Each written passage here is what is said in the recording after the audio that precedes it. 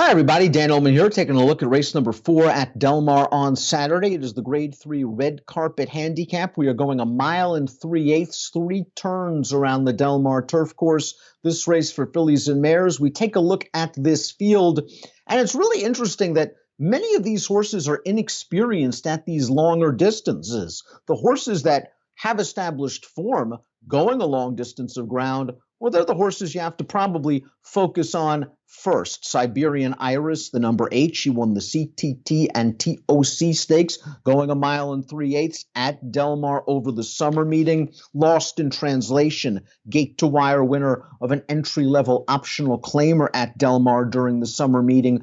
Those two horses are going to take money based on the fact that they have this ability to win at the distance. We'll take the field in post-position order. We'll get to Lost in Translation. We'll get to Siberian Iris.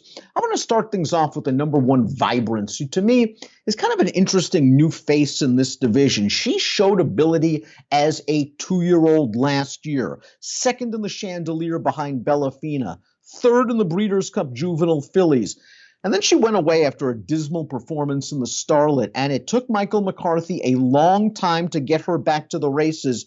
And I think Vibrance is slowly getting back into form. Her first start off the layoff was about a 7.5-month break. She ran at Del Mar, and she ran okay that day. There was a big fast pace in front of her. She was outpaced, and she passed some tired horses late. She was the big favorite returning to dirt in the Tranquility Lake. She didn't run at all. I think she got nothing out of that effort.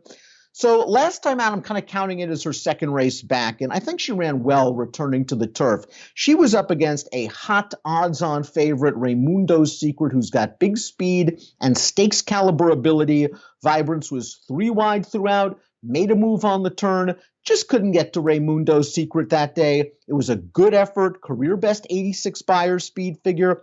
I think her pedigree on the bottom, there's enough for her to stretch out to 1.375 miles. She is a granddaughter of Dynaformer. Vibrance, I think, has enough tactical speed to stay within hailing range of the early leader. At 10-1, she is an interesting horse that you can use in any kind of exotic wager. The horse to catch in here is the 2, Lost in Translation. She went wire to wire in that race at Del Mar that I discussed earlier. She tried to make the front in the aforementioned CTT and TOC. She just went way too fast. For an 11-furlong race, if she's going 46-4 for the half and facing pressure, she's going to wilt, and that's exactly what she did. I like that Richard Baltas gave her plenty of time to recover from that taxing effort. Last time out in the Catherine Crosby, they ran her a mile. She showed big speed again. She tired. I think she gets a lot out of that race. Stretching back out, she should be able to control the pace, not have to go as fast. She is a very dangerous horse because she can stretch her speed this far. I'm not sure how much of a short price I want to take on her. The 4-1 on the morning line seems fair. The 3 is Strike at Dawn. Lightly raced filly, tons of upside potential, has yet to stretch out beyond 1.16 miles. 2 starts back when she won at Del Mar, she got a great and patient ride from Drayden Van Dyke, who just saved ground till about the 3/16 pole and then eased out, and then Strike at Dawn was really green in the stretch.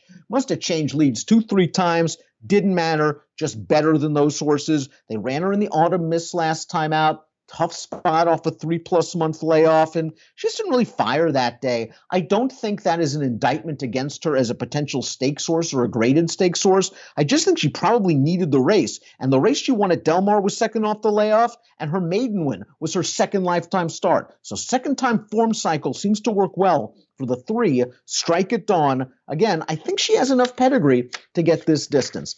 My kind of wacky opinion in this race is the 4, Tiny Tina, at 6-1 on the morning line. Tiny Tina was finally figuring out this game over the spring for trainer Phil D'Amato. She won a non-winners of 1. She won a non-winners of 2. That non-winners of 2 was a key race. She beat Mirth, who we know has turned out to be a nice horse. She beat 2 next out winners. It was a fast race. And something must have happened to Tiny Tina, because you don't take a sharp horse and put her on the sidelines. She was away from May to September. She must have gotten hurt. She came back in a very tough spot at Kentucky Downs, a grade 3 sprint. She never got involved. I don't think sprinting is her game. I don't think facing those kind of horses off that kind of layoff is what she wanted to do, and she got nothing out of the race. Last time out, they ran her in the swing time, a restricted stakes at Santa Anita, and she was in and among horses and in contention at the 5/16 pole, and then they ran away from her in the stretch. Again, I think she needed the race in her second start of the form cycle. Now she goes third back. She won third back in April. I think she's going to get this extra distance. She's by Patio Prado. The one time she's gone long for her, 1.125 miles, that was the race she won over Mirth. Since then, it's been 6.5. Since then, it's been a mile. Tiny Tina stretching all the way out to 1.375 miles. She's kind of interesting for me in this spot. She's got 5 lifetime wins, and I don't really think this is the toughest edition of the red carpet. Curlin's Journey won 2 starts back going a mile. It was a nice performance. She then was 40-1 in the Catherine Crosby. I think she easily outran her odds that day, showing a little bit of tactical speed, moving into the teeth of the pace, and then faltering. She's run 16 times. I wonder if she's kind of reached that buyer plateau of the low to mid 80s, and I think she's going to have to do a little bit better. The 6 Keeper of the Stars, 3-1 on the morning line, certainly in form. The question is distance. She's won her last 2 races, 1.1 miles at Golden Gate, where she just was able to control the pace easily. She changed leads a couple of times in the stretch. I really wasn't sure what we were going to get in the Grade 3 Autumn Miss, and what we got was a really good performance because she was able to adapt to the pace scenario. They went fast in front of her. Keeper of the Stars was able to relax in the early portion of that race. She worked very hard to win that race, Keeper of the Stars. It was under a hard drive, but it was still a nice step forward, and it shows she doesn't need the lead. She doesn't need to duel with a horse like Lost in Translation, who figures to be running and gunning early. Keeper of the Stars will be in closest attendance. We'll see if she wants to go 1.375 miles. Her dam is by Runaway and Hyde. The Runaway and Hydes are pure sprinters. I don't know how far Keeper of the Stars wants to go. At 3-1, I don't want her. Zazana is the 7. Zazana, another horse stretching out in distance. She is a hard hitter.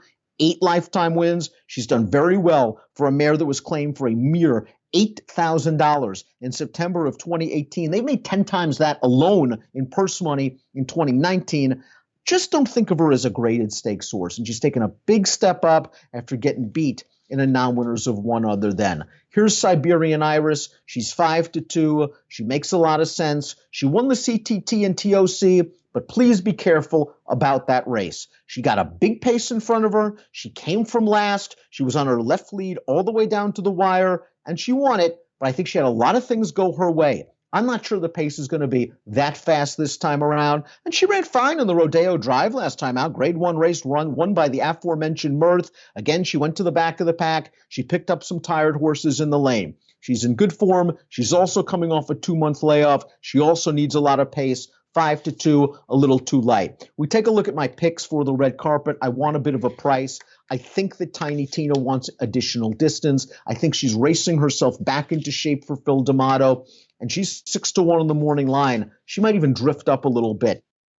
I want Vibrance also, another lightly raced horse that has shown potential in the past, can be close to the pace. I just think she's going to sit a great trip in third here. We'll see if she stays. 4, 1, 6, and 3 for me. It's the Grade 3 red carpet. They're going 11 furlongs. Approximate post time for race 4 at Del Mar on Saturday, 1:30 Pacific. Good luck.